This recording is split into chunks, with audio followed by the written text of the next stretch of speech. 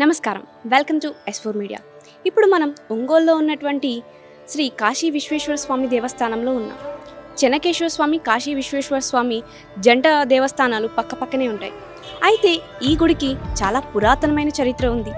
పురాతన కాలం నుంచి ఈ గుడి నిర్మించబడి ఉందని మనకి శాసనాలు చెప్తున్నాయి. అయితే ఇక్కడ చరిత్ర ఏంటి?